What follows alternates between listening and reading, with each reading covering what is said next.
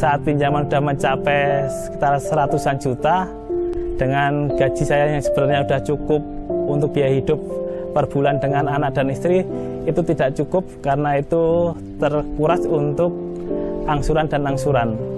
Kita mengenal salah satu teman yang bisa dibilang juga ustadz, yaitu dia yang membimbing saya dari keterpurukan ini, yang awalnya kita nggak bisa angsuran, fokusnya masih mencari pinjaman ke sana kemari, hingga keluarga semua, saya rasa semua menjauh dari saya, teman-teman semua menjauh dari saya, semua merasa itu hidupnya cuma sendiri.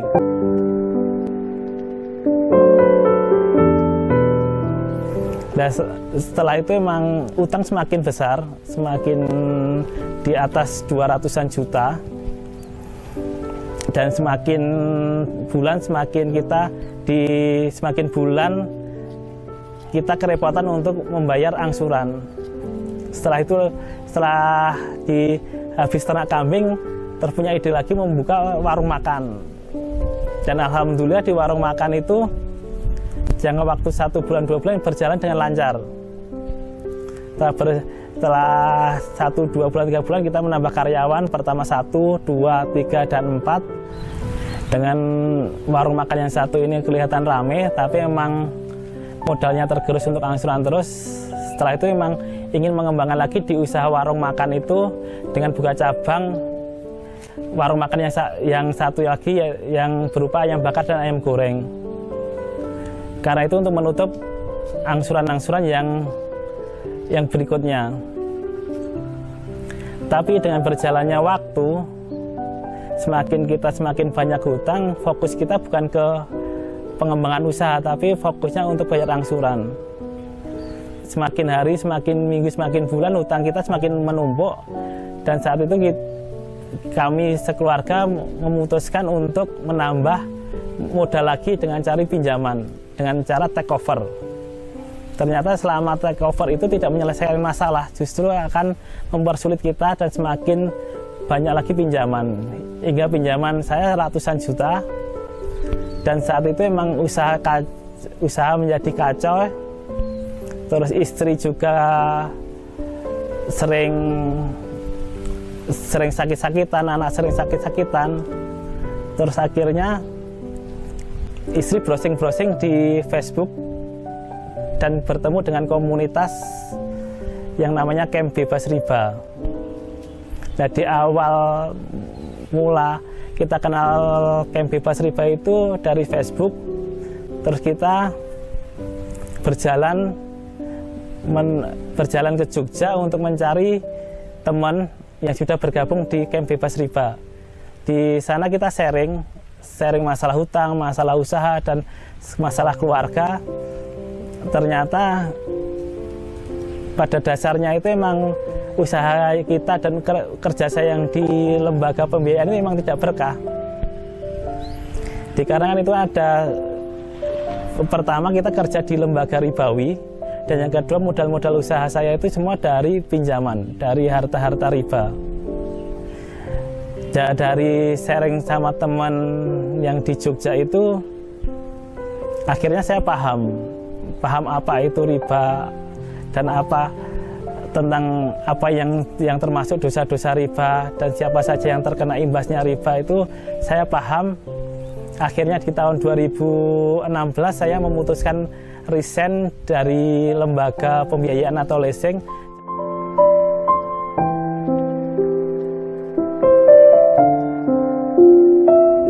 Nah, dengan mengenalnya CBR ini akhirnya merubah mindset dari hutang itu harus stop dulu, harus diselesaikan dan tidak boleh dihindari. Nah, dari itu memang saya sama istri dan anak-anak kita bermusyawarah bagaimana untuk menyelesaikan hutang yang ratusan juta ini. Akhirnya memutuskan dengan menjual aset. Saya menjual aset pekarangan milik orang tua, dan istri menjual rumah warisan dari orang tua juga. Itu sangat berat sekali. Dalam kondisi kita minus, dikejar-kejar, hingga mungkin istri sering sakit-sakitan. Dan di saat itu memang kita mencari mentor. Yang posisi itu memang kita harus mencari guru spiritual yang bisa menenangkan hati kita. Dan alhamdulillah di posisi itu memang kita mengenal salah satu teman yang bisa dibilang juga ustadz, yaitu dia yang membimbing saya dari keterpurukan ini. Yang awalnya kita nggak bisa angsuran, fokusnya masih mencari pinjaman ke sana kemari, hingga keluarga semua, saya rasa semua menjauh dari saya, teman-teman semua menjauh dari saya, semua merasa itu hidupnya cuma sendiri, nggak ada teman, nggak ada saudara. Alhamdulillah dengan ketemunya CBR ini bisa sharing masalah hutang, masalah keluarga, dan masalah usaha, akhirnya timbul semangat. Di saat itu memang kita fokusnya tidak cari pinjaman, tapi fokusnya kembalikan ke Allah semua. Alhamdulillah setelah jual beberapa aset, hutang mulai bisa diselesaikan, hidup mulai sedikit ada ketenangan. Dan kita mulai sering ada kegiatan di CBR, mulai kita hati mulai lebih tenang, lebih enakan, karena di CBR itu hutang itu yang mikir bukan kita sendiri, tapi teman-teman yang di grup itu juga ikut mikir, ikut membantu untuk menyelesaikan dengan cara teknik-teknik mereka.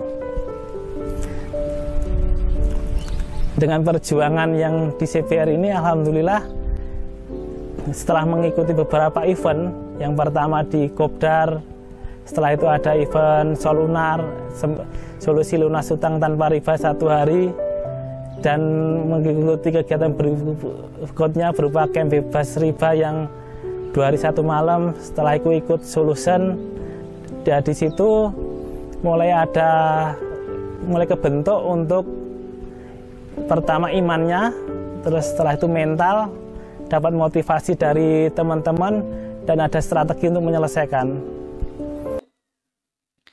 Karena itulah Allah Subhanahu wa Ta'ala memberikan ancaman. Siapa yang minta kelebihan ketika ngutangi orang lain, padahal itu sudah dilarang, maka dia ditantang perang oleh Allah Subhanahu wa Ta'ala. Sebagaimana yang Allah firmankan di surat Al-Baqarah ayat 278 dan 279. Dialah, wahai orang-orang yang beriman, bertakwalah kepada Allah dan tinggalkan sisa-sisa riba kalau kalian beriman. Fa illam taf'alu fa'dhanu biharbim minallahi wa rasulih. Kalau kamu tidak mau meninggalkan sisa riba, maka umumkan untuk perang dengan Allah dan Rasulnya. Ancamannya apa, Bu? Ditantang perang. Perang kok sama Tuhan, kira-kira menang nggak? Nggak mungkin. Terus gimana Pak makhluk yang ditantang perang oleh Allah Subhanahu wa Ta'ala? Anda bisa bayangkan, ketika orang itu sedang membutuhkan pertolongan dari Allah, membutuhkan kasih sayang Allah, ampunan dari Allah, justru dia malah ditantang perang oleh Allah. Berarti berapa persen dia dapat ampunan dari Allah? Sangat kecil sekali. Itulah kondisi pemakan riba yang dia ditantang perang oleh Allah Subhanahu wa Ta'ala di akhirat. Maka hati-hati bagi orang yang pernah memiliki sumber pendapatan dengan cara nganakno duit jadi bank pelecet, gitu. Dia ngasih utang 500 jadi 550, sak yuto jadi pinten biasane, sak yuto 100. Nanti kalau 2 juta jadi 2.200.000. Kemudian dia tagih setiap pekan, minta tambahan. Orang ini nek gak tobat, sesok neng akhirat ditantang perang oleh Allah Subhanahu wa Ta'ala. Dan kita bareng-bareng memusuhi mereka. Karena praktek seperti ini dosa besar, tidak boleh dibiarkan, sehingga masyarakat harus disadarkan. Nah terus Pak, nek awake dhewe dadi wong butuh pripun? Terutama bagi para pedagang ya, yang butuh mendapatkan tambahan modal. Kadang ra sabar lalu utang bank pelecit. Karena yang paling gampang. Nek utang bank-bank yang resmi itu kan butuh syaratnya banyak. Kudu fotokopi ngene, fotokopi ngene, fotokopi ngene, engko dicek dhisik, harus ke rumah dulu, lihat, diverifikasi, baru dikabulkan. Tapi kalau utang bank pelecit gampang, mengwaton fotokopi KTP, mungkin cukup BPKB jadi jaminan, duitnya metu. Dan bahkan kadang diiklankan. Proses mudah, 1 jam cair. Nggak pakai agunan. Begitu ya. Sehingga orang dipromosi, difasilitasi, dimudahkan. Ayo utang, ayo utang. Tapi di balik itu, dia ingin mengambil keuntungan yang banyak. Orang seperti ini kalau tidak bertaubat, mendapatkan ancaman dari Allah Subhanahu wa taala kelak di akhirat, ditantang perang oleh Allah Subhanahu wa taala. Terus sing utang dosa boten? Sing utang niku dosa boten? Dosa boten? Wong dadi korban kok dosa? Dia termasuk berdosa. Kenapa? Karena dia memberi makan orang lain dengan riba. Sehingga dalam kerjasama ini sing dosa tidak hanya yang memberi utang, tapi termasuk yang berutang. Makanya kudu. Apakah diperbolehkan bagi kita ketika bayar utang dikasih kelebihan? Apakah boleh nalikane bayar utang ngasih kelebihan? Di buku ini ada ya. Di buku ada riba ini. Di buku ada apa dengan riba? Itu ada. Tapi saya sampaikan di awal, meskipun pembahasan itu ada di belakang. Jawabannya dibolehkan dengan 3 syarat. Boleh dengan 3 syarat. 1, tidak ada kesepakatan di awal. Saya ulang ya. Pertanyaannya tadi apa? Bolehkah memberi kelebihan ketika bayar utang? Jawabannya boleh dengan 3 syarat. Nomor 1, tidak ada kesepakatan di awal.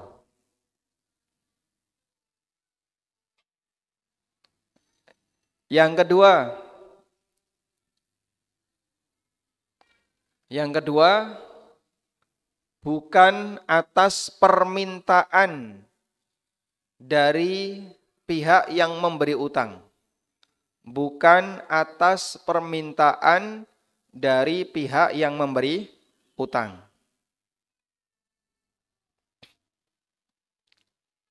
Sudah? Kalau tidak ada kesepakatan di awal, tapi pihak yang memberi utang minta. Misalnya, jenengan utang 1 juta. Terus baleno 1 juta. Sing ngutangi tanya, mosok kok ya rano tambahane to Mas? Mbok saithik-ithik seikhlasnya aja enggak apa-apa.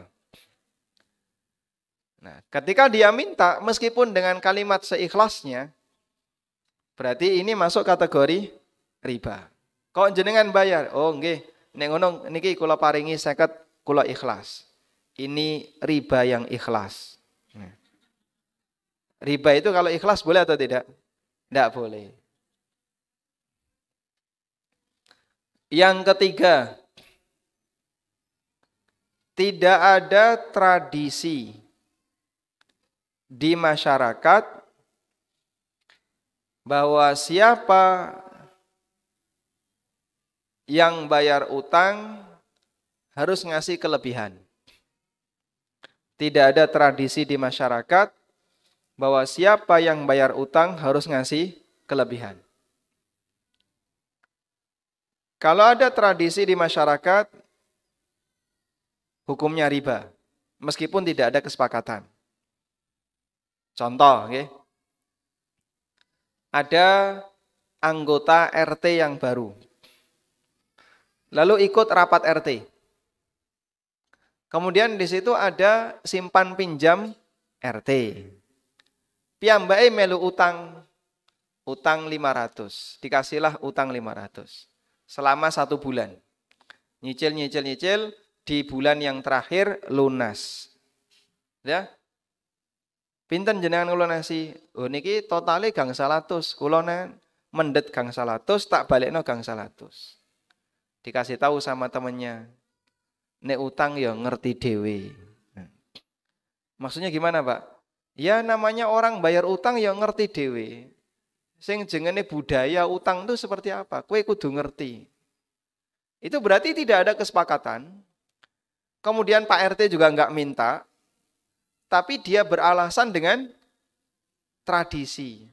Mas biasane ning kene iki nek bayar utang biasane nggih kula kandhani biasane ya nambahi.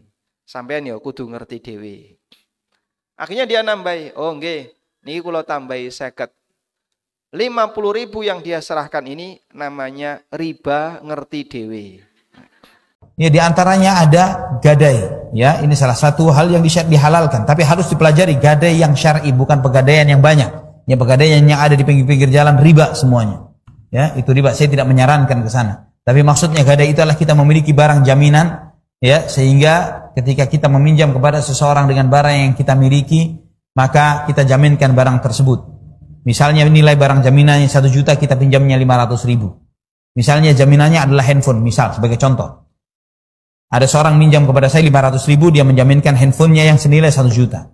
Saya terima handphonenya, saya berikan 500.000 kepada orang tersebut. Handphone ini haram saya pakai.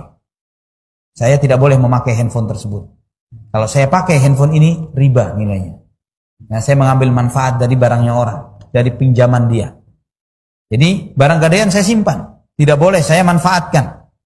Sampai gagal bayar, kita berikan tenggat waktu sesuai dengan kesepakatannya, tidak bisa bayar, maka kita tawarkan bagaimana? Kita jual? Misalnya dijual, laku 700.000 misalnya. Maka hak kita berapa?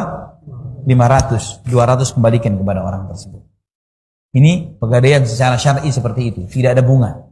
Ya, tidak ada biaya penyimpanan, enggak ada. Ya, sekarang bunga diakalin dengan biaya nyimpen. Saya taruh di rumah ini kan pakai beban biaya nih. Ya, perharinya berapa per mil? Subhanallah. Bagaimana cara untuk bertaubat bagi pelaku riba? Sedangkan pelaku riba tersebut masih mempunyai utang di bank atau utang cicilan rumah. Pelaku tersebut belum bisa membayar utangnya. Solusinya adalah menyelesaikan utang tersebut. Utang tersebut sudah terjadi.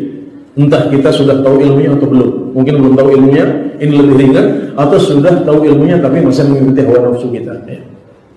Tapi karena sekarang sudah terjadi dan kita tidak bisa lepas, maka kita harus menyelesaikan utang tersebut, ya, sambil beristighfar, bertaubat kepada Allah Subhanahu Wa Taala, bertekad untuk tidak akan mengulanginya lagi.